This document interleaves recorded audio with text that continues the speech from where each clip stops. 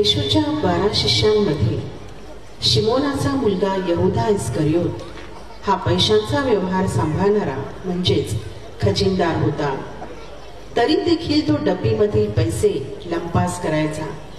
पैशांची लालसा आणि सदैव भासणारी कमतरता यामुळे येशूला धरून दिले तर मुख्य याजकाकडून नक्कीच काहीतरी पैसे मिळतील या लालसेपोटी तो आपल्या मनाची तयारी करतो आणि मुख्य याजक, शास्त्री, परोशी यांना जाऊन तो भेटतो.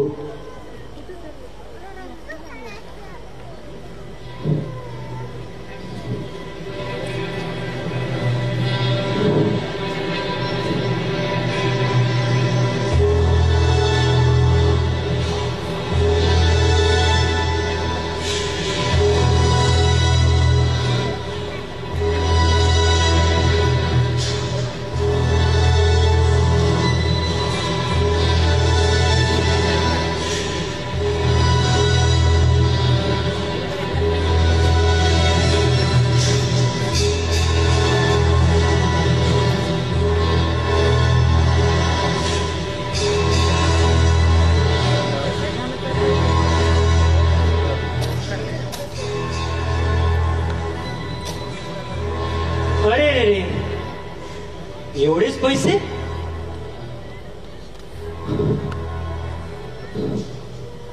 हे पैसे गरिबांसाठी खर्च करताना माझा जीव अगदी खालीवर होतो.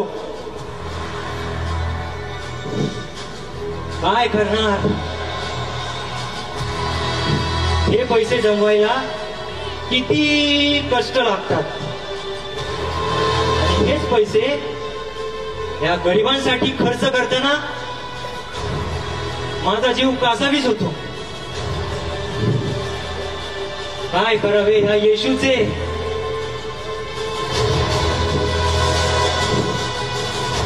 अरे पण याजक, शास्त्री व परुषी तर येशूच्या विरोधात आहेत. हो, मी जर येशूला धरून दिले तर चांगला मार्ग आहे पैसे कमवण्याचा.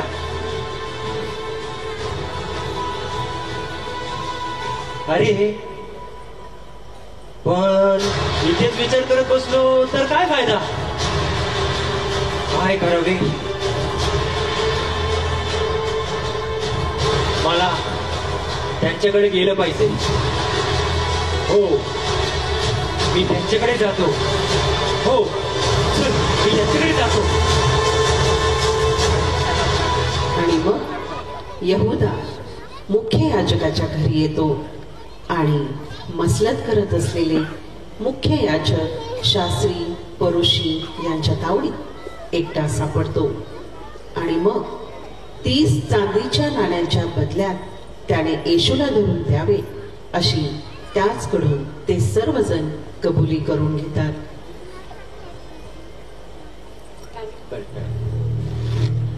त्या येशूचे काहीतरी केले पाहिजे. त्याचे महत्व फार वाढत आहे. जागोजागी चिन्हे चमत्कार काय करतो. लोकांवरील त्याचा विश्वास अति वाढत चालला आहे. शांत व्हा, शांत व्हा. सनात जरा शांत राहा. शांत? शांत कसे राहू? समोर एवढे येशूचे महत्व वाढले आहे. मी म्हणतो शांत राहा. कोण आहे तू?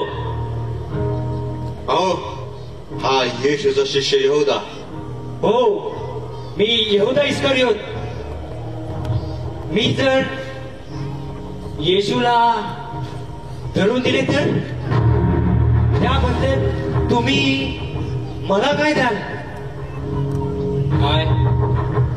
तू येशूला धरून देणार? हो, मी येशूला धरून देईन. पण त्या बदल्यात तुम्ही मला काय द्याल?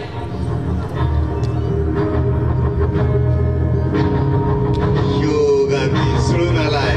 आपण या संधीची वाट पाहत होतो.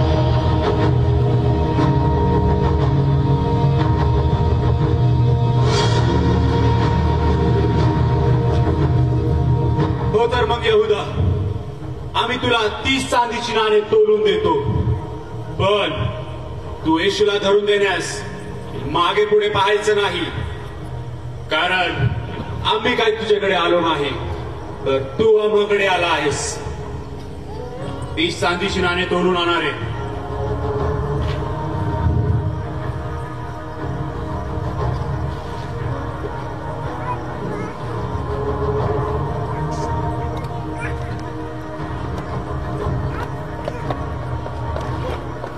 हे घे येहुदा, तुझा मोबदला. 30 चांदीची नाणे. येशूला लवकर धरून दे.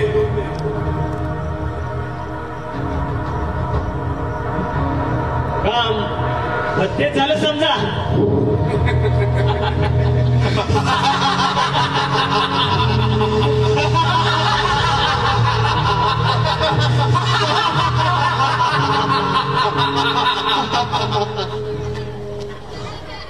ज्या दिवशी बलांडनाचा यज्ञ पशु मारावयाचा तो बेखमीर भाकरीचा दिवस आला, तेव्हा येशूने आपले शिष्य पेत्र आणि योहान यांच्याद्वारे बलांडन सणाच्या भोजनासाठी तयारी करून घेतली. सर्वजण त्या माडीवरील खोलीत एकत्र जमल्यावर येशू स्वतः शिष्यांचे पाय धुतो आणि त्यास नवीन कित्ता घालून देतो. तसेच नंतर भोजन करतेवेळी प्रभुभोजनाच्या विधीची स्थापना देखील करतो.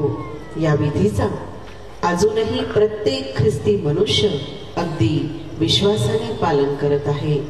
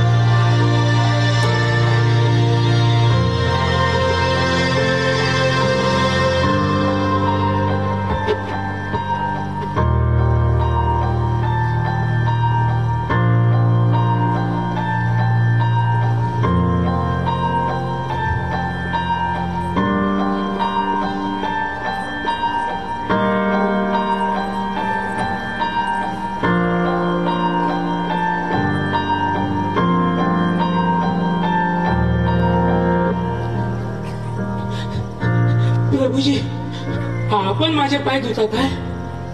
मी जे करतो ते तुला आता कळत नाही, ते तुला पुढे कळेल. आपण माझे पाय कधीही धुवायचे नाही.